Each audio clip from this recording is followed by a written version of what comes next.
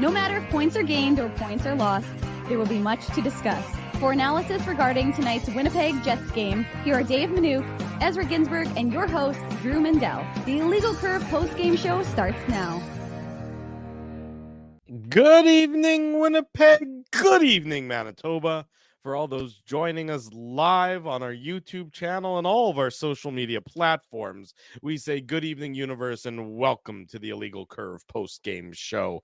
With Dave Manouk, I'm your host, Drew Mindell, here to discuss tonight's Winnipeg Jets defeat at the hands of the defending Stanley Cup champion Vegas Golden Knights. The Golden Knights pull off a 5-3 hard-fought victory over the Winnipeg Jets tonight. The Jets scrap back from being down 2 goals starting the third period, but it is all for naught, Mr. Manouk, once again demonstrating how it is a very thin line between success and failure for this Winnipeg Jets team. Alas, it is a loss column, a notch in the loss column, as the team falls to 1-3 so far early in this 23-24 season. Nice to see you on this Thursday evening. Nice to see you too, Drew. I didn't want you to start the show because I was looking for the panic button. I was trying to figure out where exactly it was. I couldn't locate it, so I will not be hitting it. And I don't think they need to hit it. I think the fact is that the Jets played a pretty good look. Vegas was missing some of their defensemen. They've obviously got some. I think they're missing 3 of their guys right now, so they've got some absences from their Stanley Cup lineup that we were used to seeing, but they still got some pretty damn good players.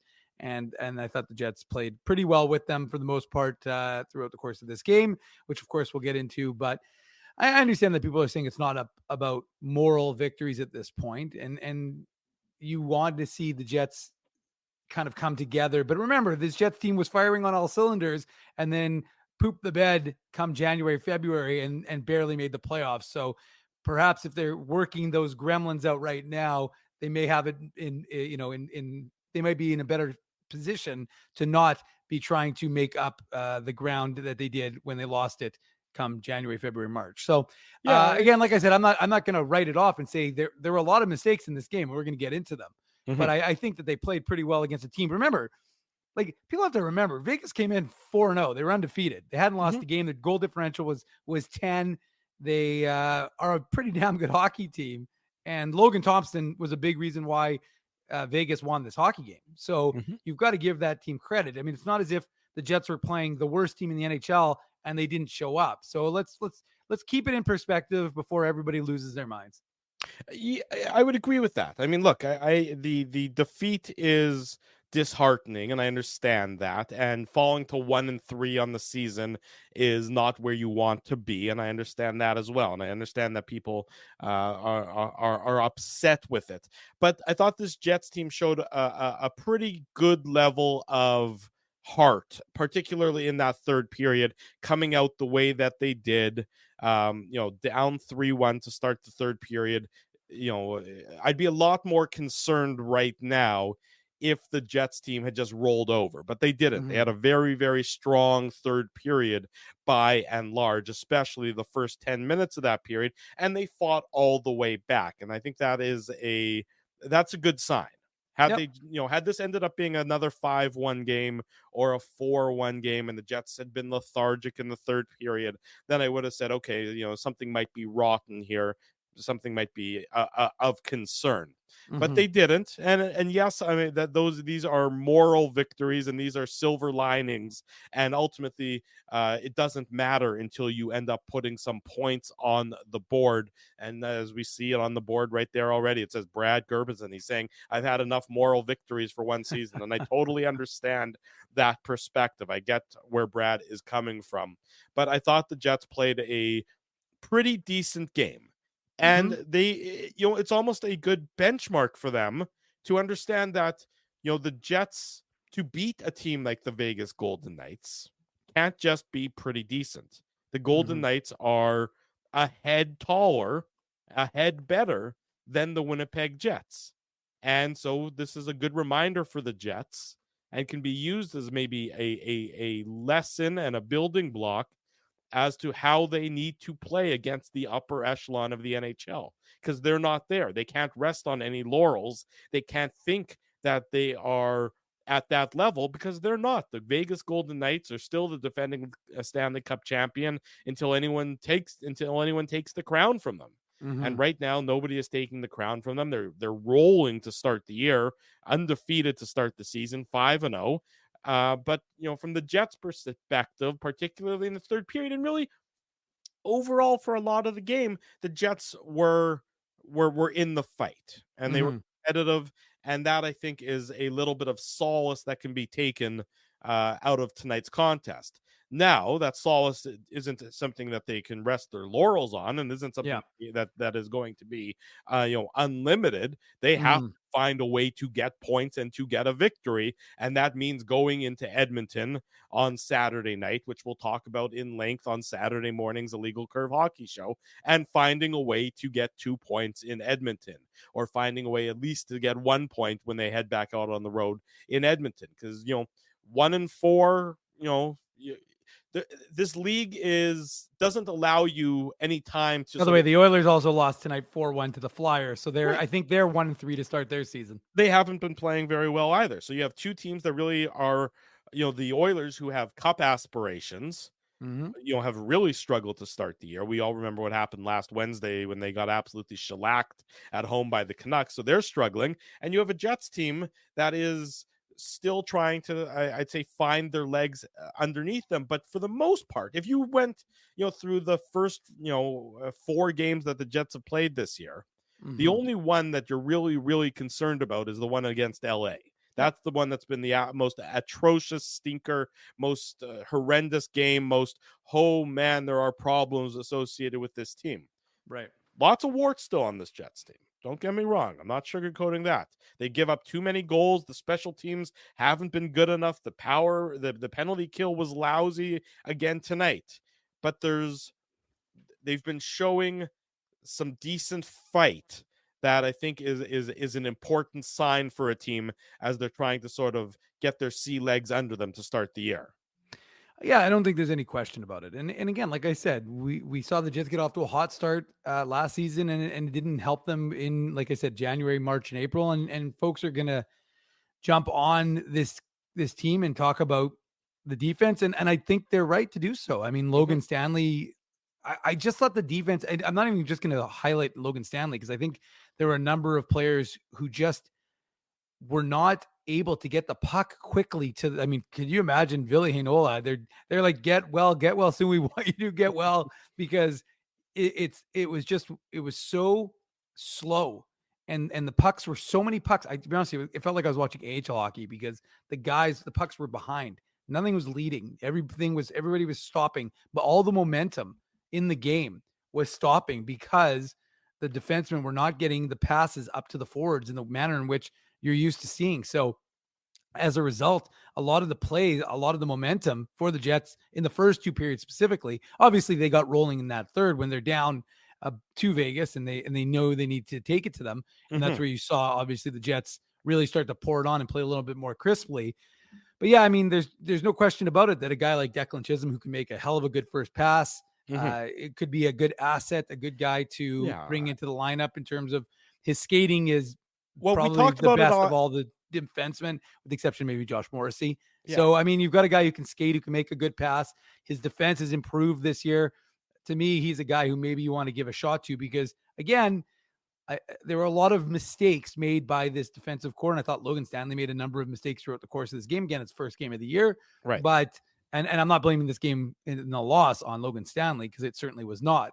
But I think that there were a lot of miscues that the defensive group as a whole were making, with the exception, I thought Josh Morrissey had a good game.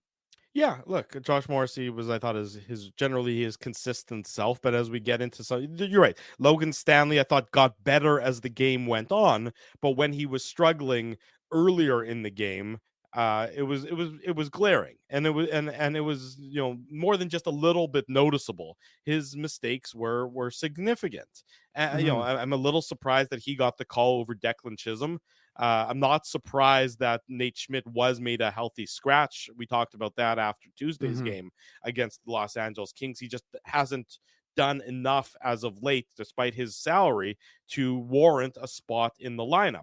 I was surprised they went with Logan Stanley, today. I don't know if that Logan Stanley's done anything to, to sustain his spot in the lineup if they continue to keep Nate Schmidt out of the lineup. I'd like to see Declan Chisholm. I'd like to see a guy who can skate and a guy who sort of has that, what I would describe as untapped potential. We know what Logan Stanley is at this point in time. It's not going to be changing.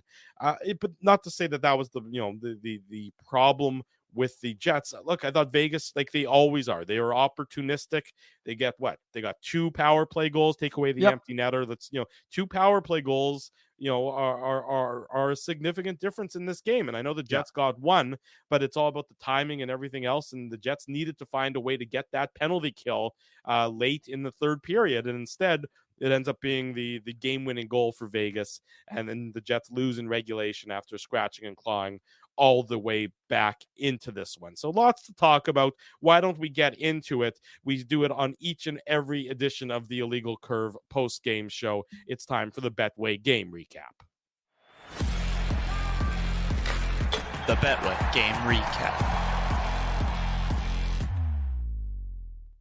As you all know, Betway is the sports betting app that puts you, the customer, at the forefront with a large selection of betting options in sports, as well as strong promotions and fair odds. What are you waiting for? Head on over to Betway and bet your way. Must be 19 years or older to play. Please play responsibly. Can't stress that part quite enough. A good start for the Winnipeg Jets. New look Winnipeg Jets with the new forward lines after the Gabriel Velarde injury. Mason Appleton gets the bump up to play with Kyle Connor and Mark Scheifele.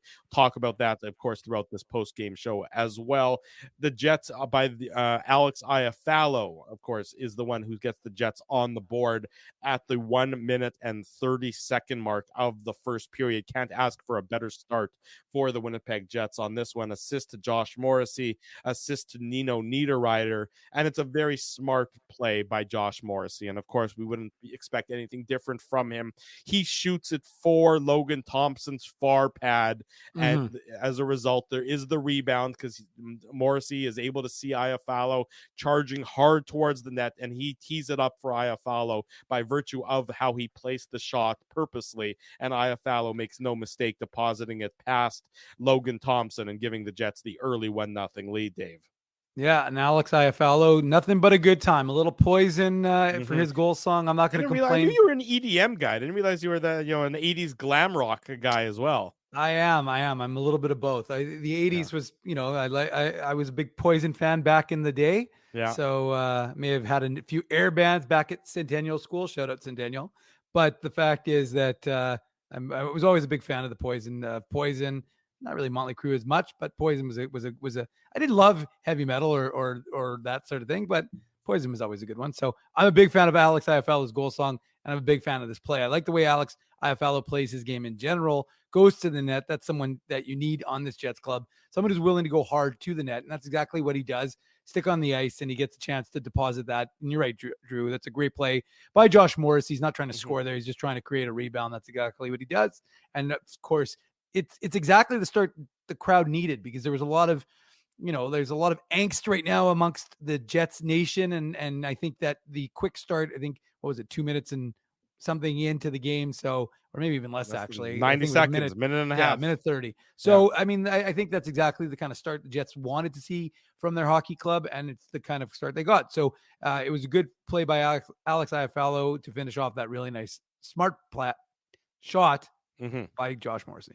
Yeah, terrific play by the Jets, and they get an opening goal, which is really what they needed. I thought they needed to show have a strong response to the disappointment and the poor effort. That's not sugarcoated, just the bad game that they played on Tuesday night against the LA Kings, and they get that early. And really, it could have been 2-0 very quickly for the Winnipeg Jets if it wasn't for Logan Thompson making just an absolute dynamite save off of Cole Perfetti. He just sticks the paddle out and it almost looks like he's playing ping pong and just throwing his paddle up and hoping the ball would ricochet off of it. In this instance, it wasn't a ball, but it was a puck ricocheting right off the paddle of his goal stick.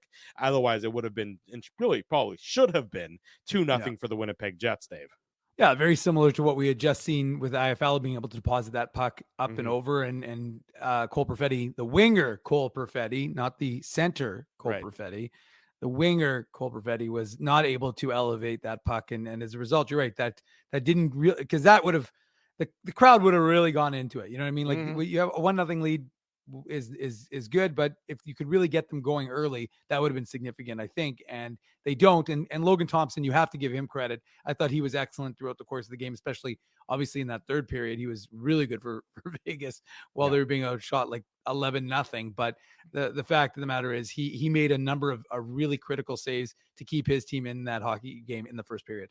Yeah, and he kept them in the game, and then they tied the game late in the first period. We talked about the special teams, how they've been a problem for the Winnipeg Jets. The penalty kill, which was so good for them last year, has not been that for the Jets so far this year. And Jonathan Marchessault at the 17:42 mark. So late in the first period, with Logan Stanley in the box for high sticking, again, standing out for the wrong reasons early in this game. He's in the penalty box. Marchessault makes no mistake, assist to Chandler Stevenson and Shea Theodore. Marchessault just finds some soft ice, and the Golden Knights tee it up for him. And I was watching the replay. There's some traffic in front of Laurent Brossoit, but it's not.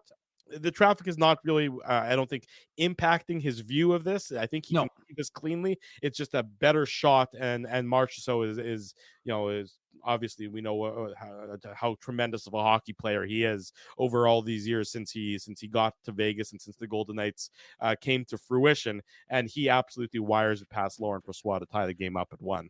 Yeah, I mean, I think Mark Stone, you got to give him credit because he's taking away Laurent Brossoit's eyes just before the shot from Marchessault gets released, and he's cocking ready to unload that shot as soon as the pass is made. So, I mean, and it was a laser beam. So, I mean, you got to give them credit. There was a little bit of gap that if you're Rasmus Kupari, you're thinking maybe try and get out there, but I mean, it's an advantage for a reason. Yeah. So you credit these guys. These guys, again, they didn't win the Stanley Cup by accident, and they know how to take advantage of the man advantage, and that's exactly what they did. It was really nice movement, and it was quick movement. That's the thing. When you watch the replay, you see they're not sitting around thinking about it for a long time. They're boom, boom, boom, boom, boom, right off the stick, right passing, and then boom, it's a goal, and it's a 1-1 game. Well, when you can set up the power play and execute it how you want it, and then that's a set play for the Golden Knights right there. That's not a scramble play. That's them executing a set play very well, tying the game at 1 after 20 minutes. Shots on goal after 20 minutes. The Jets leading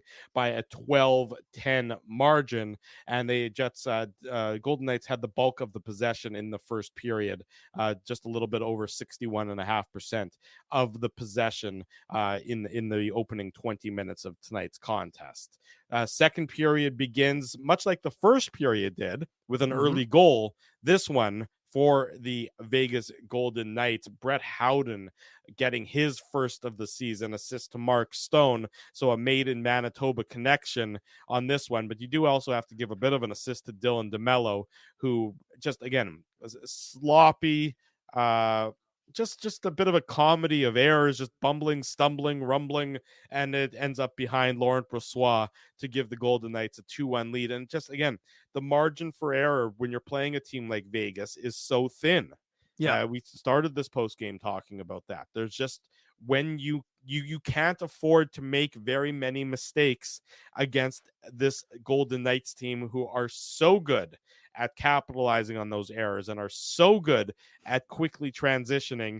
And this is another one of them. Dylan DeMello, uncharacteristic, makes a mistake, and it ends up on Stone stick. And then he, with the very nifty sort of cross ice opportunity, setting up the tip opportunity for Brett Howden, and he makes no mistake to give the Golden Knights the lead before the first minute of the second period has concluded. Now, I'm loath to be a blame the refs guy, but I'm gonna go with Mark Sports Video, more video refs and less refs on the ice, because to me, the refs positioning is poor in this instance at the blue line, and the puck is there. He's slow, and he actually interferes. In my mind, he interferes enough with DeMello because DeMello's trying to turn, and he's got the ref right beside him. And again, like I said, I'm not trying to be an apologist here and make excuses for the Jets, but I watched that play live in the building, and I've subsequently watched the replay, and I just don't like the way the ref is positioned, because if you're Dylan DeMello and you're trying to take control of that puck in your zone and kind of turn around and visualize what you have, even though you've got obviously pressure coming, but you can't go left. The ref is literally standing beside DeMello as he's trying to pivot and make a lateral move.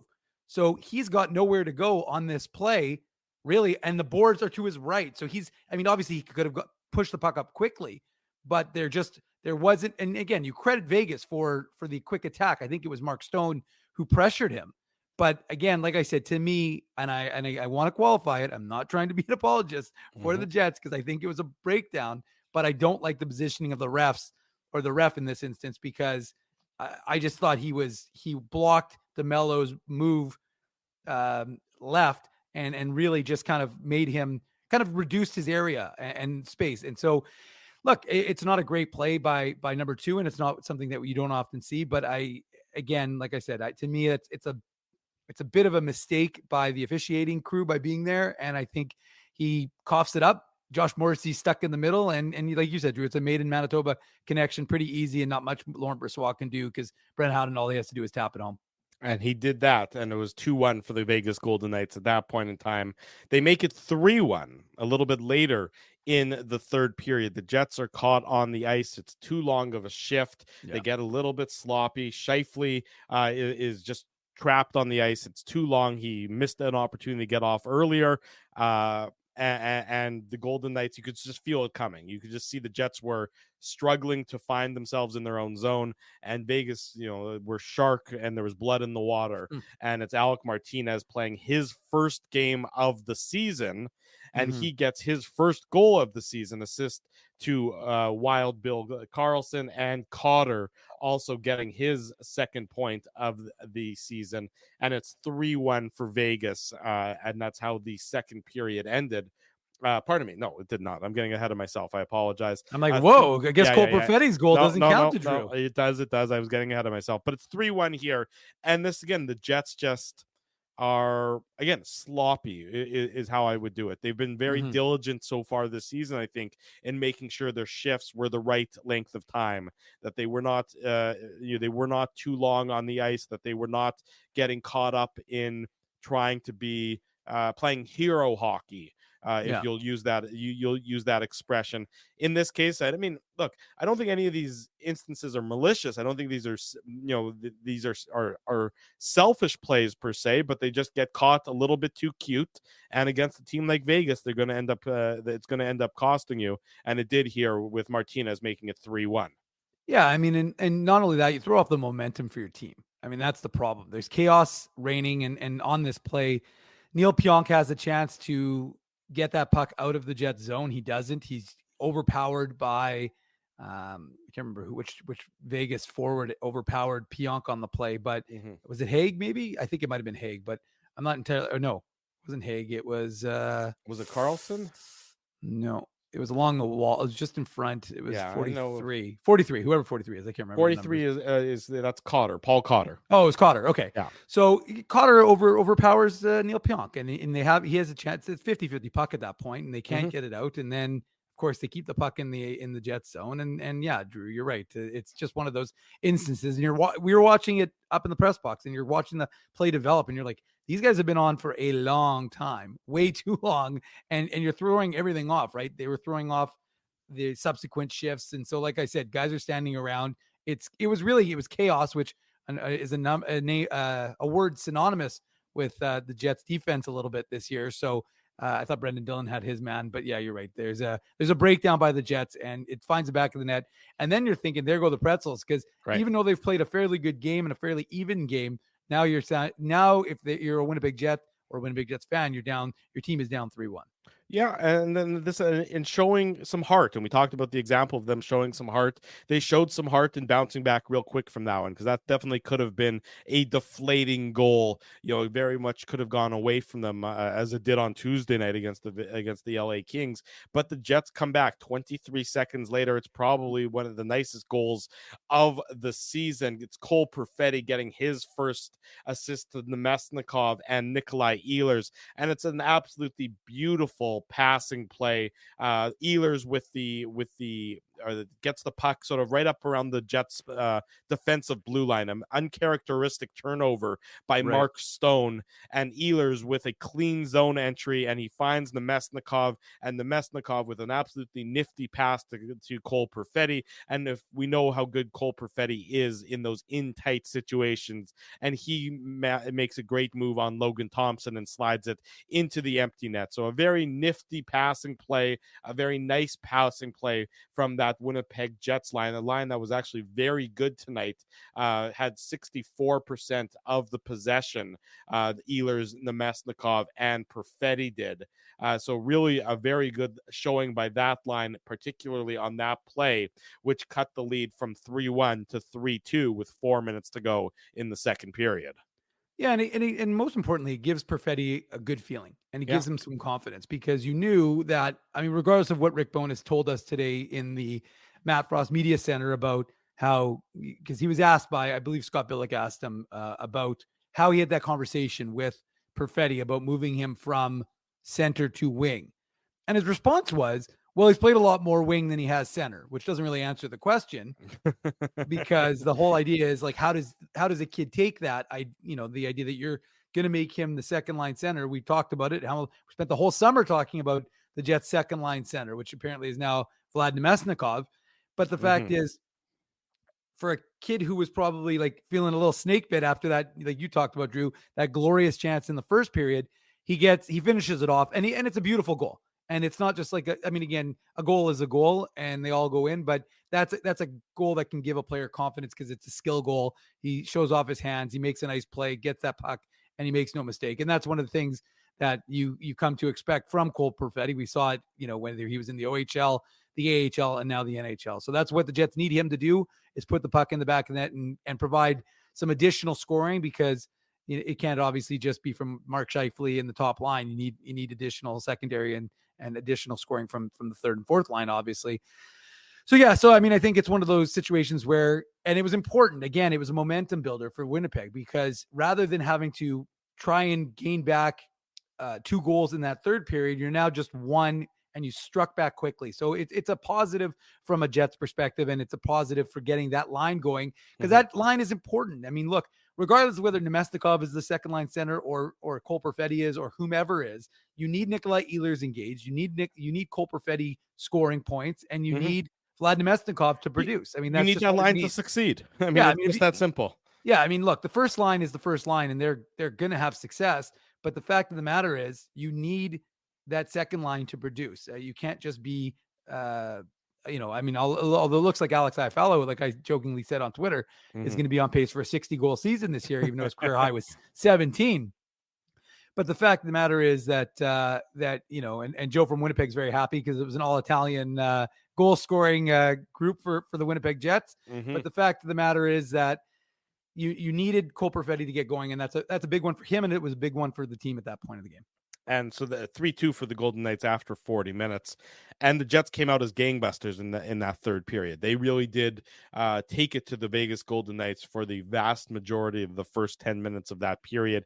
And they just couldn't beat Logan Thompson for the longest time. I think out shooting Vegas at a point in time in that third period by an 11-2 margin. 11-0. 11-0 to start the third period for the Winnipeg Jets. You could see how hungry they were to try and get the equalizer, and a really impressive start to that third period for the Jets. And then they finally do get that equalizer. It comes on the power play. And again, we talked about Vegas scoring on their set play on the power play. Well, the Jets scored here on their set play. Alex Iafallo, his second of the game, his third of the season, assist to Mark Scheifele and Nikolai Ehlers, and it's tic-tac-toe, absolutely drawn up to perfection, executed to perfection, to tie the game at 3, this coming at the 11:32 mark of the third period. Just a beautiful passing play by the Winnipeg Jets, and they've come all the way back from that 2-goal deficit to tie it at 3 in the latter half of the third. You're on mute. I was trying to tweet. I was trying to do things, Drew. But anyways, the point, I was trying to text you without making tons of sound for the audience. But unfortunately, I made no sound for the audience when I started to talk. So, look, I think it was a huge momentum for the Jets because you're feeling really good, but you're not getting that reward, right? You've outshot this team now. I think it was 11-0 at one point, and then it was 13-2. So you've possessed the puck and you've done everything but get that equalizer, and you feel like you get the chance, and then your power play. And again, one of the things we've talked about is special teams and how you need your special teams to be firing. The PK hasn't been so good, but you wanted your power play with all this vaunted scoring. And like you said, Drew, it was a perfectly set play. I don't need to go over it again because you just went over it. But the fact of the matter is that Alex Iafallo, again, is showing that he's got good chemistry with this team. He really shows that he mixes in well, regardless of where he is in the lineup. I mean, we joke, I think was the joke with Alex Iafallo today. No, I think it was Mason Appleton, but everybody's becoming a Swiss Army knife. You have to decide. They just have to have Nino Niederreiter decide whether they actually qualify as a Swiss Army knife. But Iafallo is the kind of guy who can really go up and down and play where you need him. And he's showing that his use on the power play for a guy who's willing to go to those hard areas and be in front of the net, that's something the Jets need. So to me, Iafallo has been a really nice addition so far, obviously just 4 games in, but 3 goals from him has to be somewhat unexpected for the Winnipeg Jets. 3 goals for him, and of course the following great honor. The Seagram shot of the game. That's correct. The power play goal by Alex Iafallo there is our Seagram's shot of the game for tonight's contest between the Winnipeg Jets and the Vegas Golden Knights. Big thanks to Seagram's for their continued sponsorship of the Illegal Curve post-game show. Seagram's VO, masterfully blended, distinctly Canadian. So stay tuned for Saturday night's game against the Edmonton Oilers, where we will once again, of course, do the Seagram's shot of the game. So 3-3 at this point in time. The Jets keep pushing. Obviously Vegas pushes back. The Jets keep pushing. There's what I thought a missed tripping call against Adam Lowry in the Golden Knights zone. In fact, the Golden Knights looked like they stopped playing because they were waiting for the whistle to go. There was no call made on that play. Subsequent to that, the Jets end up taking a slashing penalty. Alex Iafallo takes a slashing penalty. Mark Scheifele, by the way, Drew also felt like he had been missed on that. He dropped a few frick bombs, I would imagine.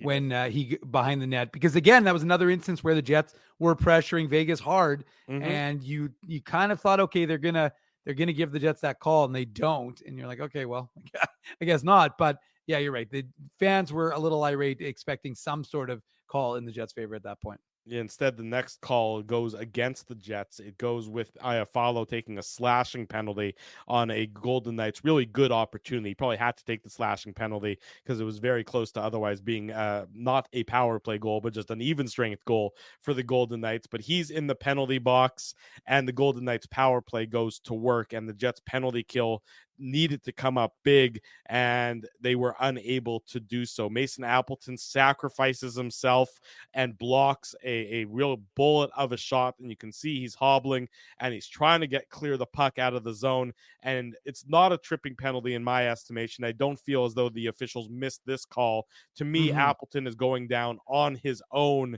in an effort to clear the puck. Unfortunately, he's not able to clear it, and the scramble drill is on, and the scramble drill results in Jack Eichel being set up, and he very well could have also been our Seagram shot of the game winner. That was a beauty. With this shot. Jack Eichel, every time you forget, he reminds you that he is really a bona fide superstar in this league, and he gets his 3rd of the young season assist to Mark Stone, assist to Shea Theodore, and the Jets, who've scrambled back and have clawed back and who've made it 4-3 are now down 4-3 again with less than 5 minutes to play, Dave. Yeah, no, I mean, look, and you got to give, again, Mark Stone some credit because it was a beautiful look off, and then he feathers it over to Eichel, who's got just an absolutely lethal shot. And, I mean, look, he's an all-star and he is a world-class player. So when a guy like that gets that kind of opportunity, you thought, oh, Brossoit can see it all. But again, like I said, I think he was frozen a little bit by Stone's move. And then Eichel just puts it up and over. And it's a deflating goal because from a Jets perspective, you fought back, you've tied this game, you're feeling good about yourselves. and now suddenly you're down by 1 with the time running out. So it's a pretty deflating feeling, I would imagine, on that Jets bench, given how they had played through the first, throughout the course of that hockey game for the most part. And now again, because of special teams, you're finding yourself in a deficit. Yeah, it was a deficit, and the Jets were unable to crawl back in this from the 4-3 deficit. They had some opportunities again, but Logan Thompson just was really good in net for the Golden Knights. Absolutely. And so, everyone knows that it's, Aiden Hill's job now after the Stanley Cup run he went on. But if at any point in time Aiden Hill falters, Logan Thompson is right there and willing and able and capable for this Golden Knights team. And the Golden Knights end up getting the empty net goal. Nicholas Roy gets it, his second of the season, with just over a minute to play. Shea Theodore had a 3-point night. He gets his third assist in tonight's game on the empty net goal. The Jets, they tried hard. They played a very good third period, but just, any sort of lapse against the defending Stanley Cup champion is so hard to overcome. And the Jets were not able to overcome the few lapses that they did have in tonight's game. That's why it's much better off being the I guess in this case, the hunted rather than the hunter, when the hunted is as strong as the Golden Knights are, and the hunted are maybe using a bit of a bow and arrow against a much more lethal weapon of an animal like the Golden Knights.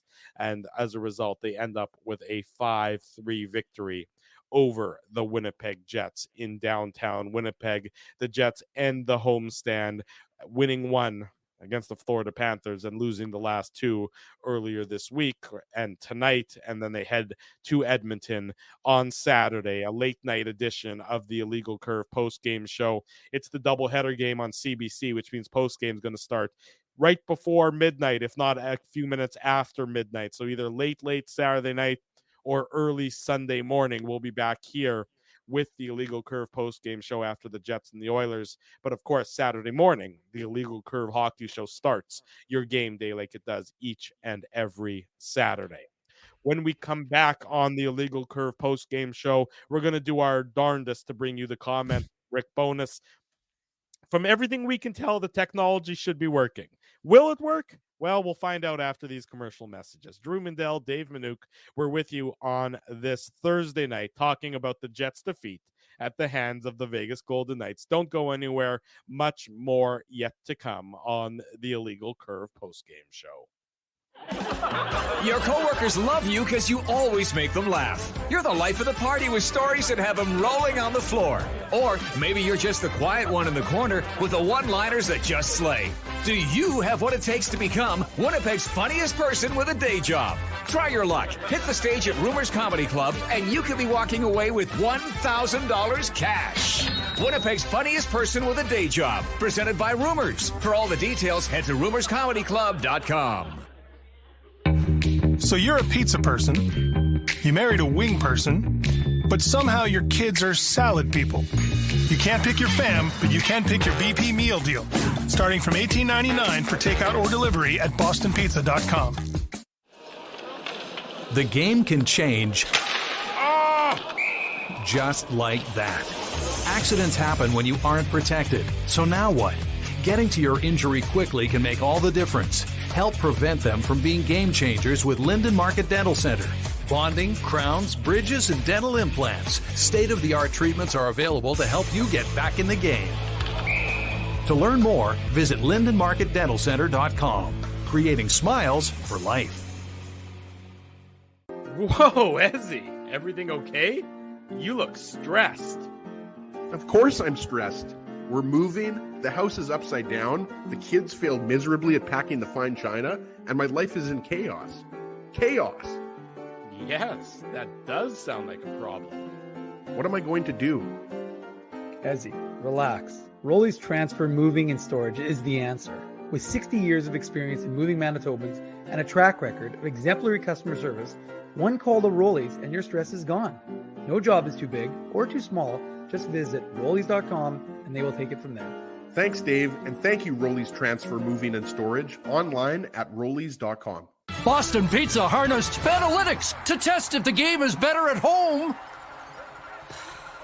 or at Boston Pizza. The results are irrefutable. Catch the game at Boston Pizza, powered by Fanalytics.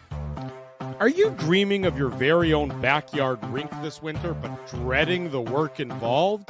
Well, stress no longer, because the Rink Guys are here to make it happen.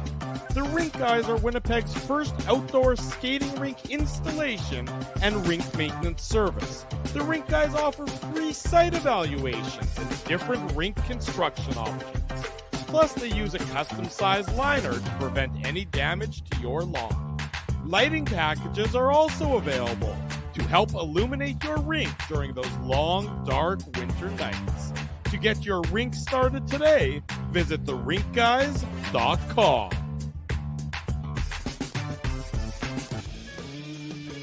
For 3 generations and over 80 years, Tough Duck has been making apparel that works and plays as hard as the people who wear it. From jackets to work boots and everything in between, Tough Duck's clothing can handle the harshest environments, even the illegal curve hockey show. Work to live, live to play. Visit toughduck.com. 10:15 in the evening. Welcome back to the Illegal Curve post-game show. Drew Mindell, Dave Minuk with you on this Thursday night, talking about the Jets' defeat at the hands of the Vegas Golden Knights. The Jets dropped to 1-3 so far on the season. We shall see what is next in store for them when they face off against the Edmonton Oilers on Saturday night. We shall also see what is next in store for us to see if this audio will actually play properly. By all accounts, everything that I know about this, it should work. Does that mean it'll work? Well, we're about to find out. So if you don't end up hearing anything, tell us in the comments section, and I'll stop playing the audio that no one else can hear except for me. So fingers crossed, Dave M. Let's see if this is going to work tonight. Out, Drew. I can't, for the life of me, I cannot figure out why it's not working. Mindell. I can hear the audio. I mean, it doesn't make any sense. I mean, I'm not, I'm not. You know what I will say? I will say this. This shows why we need producer Timmy to be running the show. No, what are you trying again for? You're not trying again. I'm a stubborn individual is what it boils down to. You are stubborn. Holy moly. Yeah. But you're wasting. I mean, look, I'll tell you this. Rob Mahoney says Drew is a good person, regardless of whether this is not working or not. But as much as so right now he's saying, look, we really tried hard, but it just wasn't good enough, And we're, gosh darn it, people like us. That's what I think he's saying. But if you want to know what Rick Bowness is saying after this broadcast is done, the good news is, even if you can't listen to it while we're on the air, you can always listen to it after, courtesy of our YouTube channel, thanks to Colby Spence. So again, we will get that fixed probably around game 82. So fear not, folks. But regardless, for game 4, it ain't working. You're gonna try again. I'm so befuddled by the whole thing. It doesn't make any sense to me whatsoever why it's not working. Oh, Matthew Thompson with a good idea. Turn on the captions and the chat will adapt. We'll just read it. I'm not sure the captions would be big enough. That's a reasonable it's a reasonable suggestion, but I, for life of me, cannot figure out why it's not working. Well, I don't think we missed much. I don't think he said anything especially insightful, as you might imagine. Joe from Winnipeg, who knows a thing or two about audio, says it's your audio output. Joe, I have a question. Shouldn't Drew know this in advance of our doing a live show? But just a thought. Look, after the show ended last on Tuesday night, you sat here with me, Dave, and we played different video, and it worked perfectly fine. Yeah, I did the exact same thing that I'm doing right now, and it worked perfectly fine. So for the life of me, I do not understand why it's not working again. I'm going to have to. I don't even know what I'm going to have to do, but I cannot figure it out. Somebody smarter than me. I agree with Snacku. It is amateur hour. I think that's Snooka, Dave. That's not snack. Well, I'm hungry. I want some snacks. So I was, I read it the way I want to read it. Well, whatever it is, I, for the life of me, cannot figure this one out because it's, I don't know. It's going to keep me up at night for at least an extra, 2 or 3 minutes. I can promise you, for a couple minutes, it's going to keep me up at night. And as I'm trying to figure out why it didn't work yet again, I'll have to explore that and everything else, and spend hours and hours and hours working on that. Let me ask you this: Yes. now that we haven't had a chance to hear from Rick Bonus, Eric, by what the do you way, is think? right. I do need it. I could use that. Oh, never Yeah, mind. That was the wrong put clip. yeah. Dave always could use a pizza. There's no question about that. There we go. Let me ask you about your thoughts on Mason Appleton playing up with Scheifele and Connor, because when that was the move that was made, I guess Right. initially at practice yesterday, and then assuming that Appleton was good to go for tonight, Yep. I thought it was peculiar. I Mhm. would have much rather had seen Nino Niederreiter move up into that role. Yeah. Mason Appleton to me is not a guy who I just don't see any offensive upside from him at this point of his career. He can do a lot of the little things well. He can do some, he can go dig in the corners, and he's decent at puck retrievals and things of that. But to me, he screams third line sort of role rather than playing with Connor and Scheifele. I don't see how he benefits the Connor and Scheifele line. Well, I will go. I'm not lobbying for Mason Appleton to be moved to the fourth line, but I would for this reason and this reason alone. And I was wondering if anyone else caught this. And it really what kind of triggered this thought in my head, if you'll indulge me, Drew, is the fact that Sarah Orlesky was chatting with our former good friends, The because GST lines. we did Movember with them, was the GST line, which is of course Glass, Slater, and Thorburn, 15, 19, and 22. Well, the Jets have on their fourth line a 15, a 19. Have you moved Mason Appleton back to that fourth line? We've suddenly got the GST 2.0. Of course, not the names. They don't work. I was trying to work out some sort of saying for that for their names, but regardless, I just thought it was funny how the numbers worked out to get that GST line back in full force. Yeah, I mean, I'm with you. I actually thought Nino Niederreiter would have made a lot of sense. Yeah. Rick Bonus essentially said that Scheifele and Connor he made it sound like they asked to play with Appleton because they like having a right shot. And Appleton is a guy who can use his size and try and retrieve the pucks and be that digger for those guys and get that puck for them and retrieve it and get it to them so they can do what they do best, which is of course shoot it and pass and regard all those other things. But I mean, to me, I would like Nino Niederreiter. I think he's capable of doing quite a bit, and I think I don't want to say wasted on that third line, but I'm not entirely certain what you're doing there. Again, you know that Iafallo can put the puck in the back of the net. Yeah, I like Niederreiter on that third line on the first line, sorry, with Scheifele and Connor, and then you go Appleton, because Appleton plays well with Lowry anyways, and Iafallo can play well with anyone really. So that's actually still a pretty effective third line. But I think Niederreiter is better served in a offensive position than he is playing as a kind of straight defensive forward. Yeah, Niederreiter at least has offensive upside and has a history of performing well in an offensive role. Like, this is a guy that you expect to get. He's been relatively consistent being a 20 goal scorer. So to me, I understand the concept of the right shot, and I have time for that argument and everything else. But I just think that Appleton, I mean, look, the possession numbers for that first line tonight were way down from where they were with Gabe Vilardi. No surprise. Only Jets, no, they were. Of the four sort of regular Jets lines, they were the only one that had a negative on the possession side of things, just a bit under 39%. And yes, they were going to be playing some tougher matchups and everything else, but Connor, Scheifele, and Vilardi were fairly dominant in the limited time that we saw them together before Vilardi got injured early on Tuesday night. In those first two games, they were fairly dominant. I just don't see Appleton doing enough to contribute to that line offensively. And whereas Niederreiter, look, I think he's a guy who can do a lot of good things with Connor and with Scheifele, even if it's just going hard to the net constantly.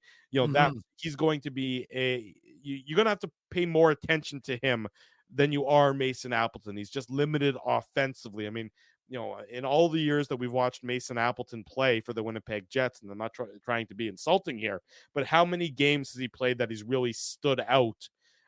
Really, the one that comes to mind is that game in Colorado early last year, where I think that was probably one of his better games as a member of the Winnipeg Jets.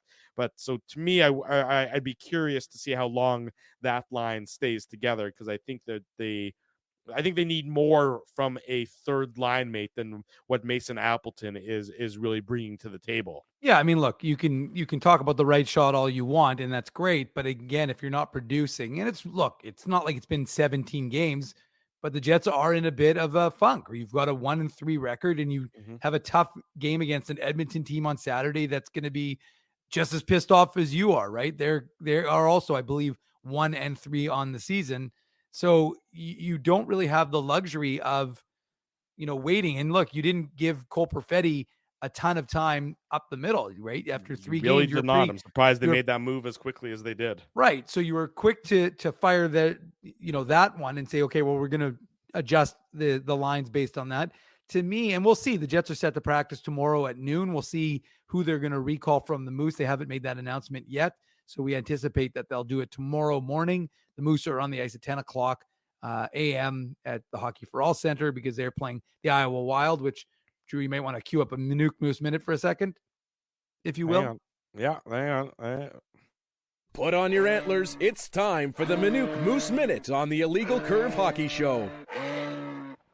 Now, I don't have anything really super insightful to talk about, other than I can give you a little update on Simon Lundmark, who was hit by. I know you're going to say we've been 52 minutes into the show without anything insightful. So why should now be any different? Well, I'm proud of you, Drew. That was an opportunity for an individual burn, but you made it. You showed that Illegal Curve is a partnership. We're a team here, so you burnt both of us. I appreciate that. That's what I'm doing. Anywho, for you. So what we'll do is what I was going to say is that the only real update was that Simon Lundmark wasn't on the ice yesterday for the Moose. I was at the practice before the Jets practice, and he had been hit with a shot, so he was day to day, according to head coach Mark Morrison. We're still waiting to see what they're going to do with Dmitry Kuzmin, who's a very talented. You want to talk about guys who can get the puck up, and that's one of the things that the Moose, when you lose Chisholm, Gavanke, and Heinola, that's one of the things that this team has struggled with a little bit, is firing the puck from the D up to the forwards.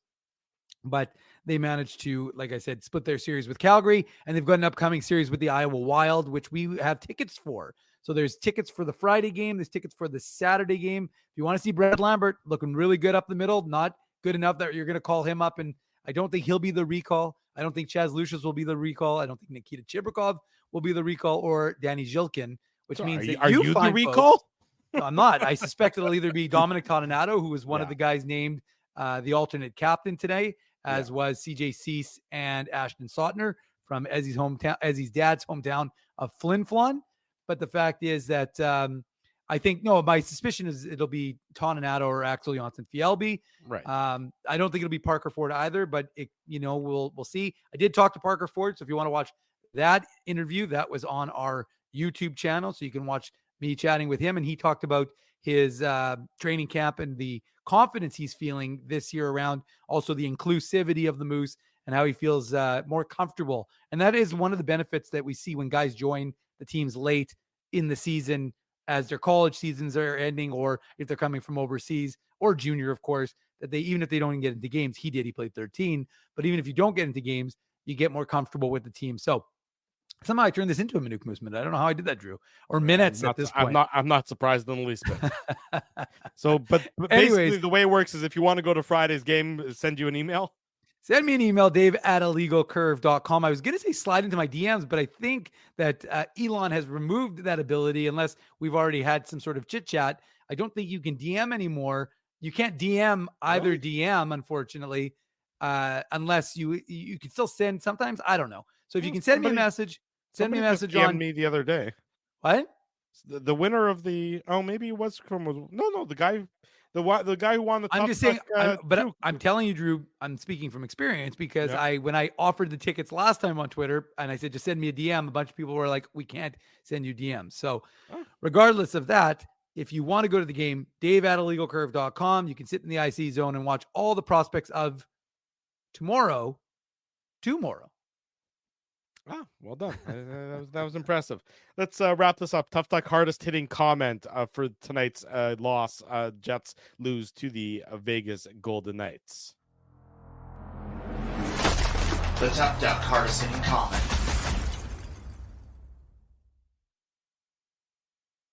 Let's give the comment to SJPSB. Okay, it's a mouthful of a name. Are you saying S? Isn't that a 7? Sorry, 7. You're right. 7JP7B. You're right. I got a little dozy there, a little drowsy there. Are my eyes going bad or what's going on here? Because I'm seeing 7s. 7 starts with S. 7. 7JP7B. Forgive me for being optimistic, but I think the Jets are better than their 1-3 record. She Also, that they. doesn't say 1-3. Just for the people who are listening on the podcast, Drew is adding that in to 7JP7B's comment. Just so you know. Yes. He, she, they are very impressed with Alex Iafallo. I think the Jets are slowly building chemistry with this new group. They will turn it around. So that is tonight's Tough Duck hardest hitting comment. So 7JP7B, if you can slide into DMs still, you can test out if you can do so at IC Drew. If that does not work, feel free to send Drew at illegalcurve.com an email, and I will get you hooked up with your toque, courtesy of our friends at Tough Duck, a longtime sponsor of this here Illegal Curve post-game show. So congratulations, 7JP7B. Everyone stay tuned for Saturday night's post-game show, your next opportunity to win from us at Illegal Curve and our friends at Tough Duck. The Jets will be looking for a win on Saturday night. We'll bring you the latest on the Illegal Curve post-game show late night Saturday / early Sunday. But Drew, first, there was an observation that, someone noted that the one game the Jets have won, you weren't there. I wasn't there. I have a party on Saturday. I don't have a gala, but I will be back for the post-game show following the party. So unfortunately, it's not a gala. It's not a frou-frou. It's not an overwhelming banquet or anything along those lines. The other subject of conversation was your pajamas / t-shirt. This is just a t-shirt. This isn't my pajamas. I can assure you folks, none of you want to see what I wear when it's bedtime. Yeah, because I don't need to go any further with that comment. This is just a legitimate... It's a family show, Drew. Please remember that.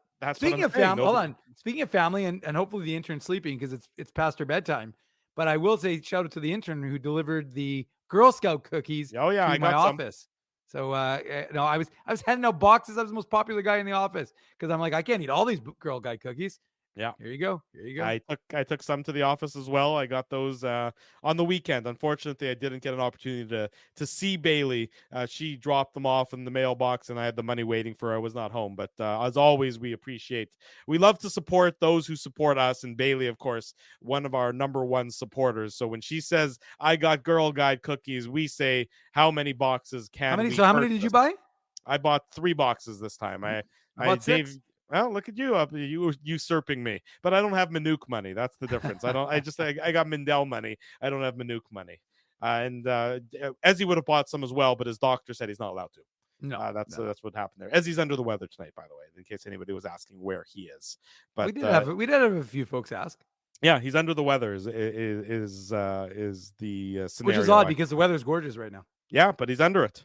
Maybe he's outside enjoying it. Maybe he's lying down. Maybe it's something like, the weather. He's trying to burrow into the ground or something to be under the weather. Nonetheless, Saturday night, we'll be back with the Illegal Curve postgame show. Saturday morning, the Illegal Curve hockey show. Want to say a big thank you to Betway, Seagram's, all the great sponsors of the postgame show, our friends at Rumors Restaurant and Comedy Club, Linden Market Dental Center, Zappia Group Realty, Tough Duck, Boston Pizza, Seagram's, Rolly's Transfer, and the Rink guys. All of these fine companies are sponsors of this show. They make this show possible. Support them because of their continued support of Illegal Curve hockey. So we will see everybody back here Saturday morning. We'll see everybody back here Saturday night. In the meantime, you keep it locked to illegalcurve.com. You can keep it locked to our YouTube channel and all of our social media for the latest Winnipeg Jets news and audio. Of course, Manitoba Moose news and audio. If you want to go to tomorrow night's Moose game, send Dave an email, dave@illegalcurve.com. If you haven't already done so, smash the like button, subscribe to the YouTube channel, leave us feedback here, there, and everywhere. Always want to hear what you have to say about this fine broadcast, kindly ignoring our continued inability to get the coach's audio, which we will get by the 2025-26 season. No questions about that. That's the benchmark that we have. That is the stick-to-itiveness and the time frame commitment that we make to you good folks. In any event, we'll see everybody back on Saturday morning. Thanks for watching. For Dave Manouk, I'm your host, Drew Mandel. This has been the Illegal Curve post-game show. Thanks for listening to this broadcast from Illegal Curve Hockey. For more great Illegal Curve content, subscribe to the Illegal Curve YouTube channel, follow @Illegal Curve on Twitter, Facebook, and Instagram, and visit your online home for hockey in Winnipeg, illegalcurve.com.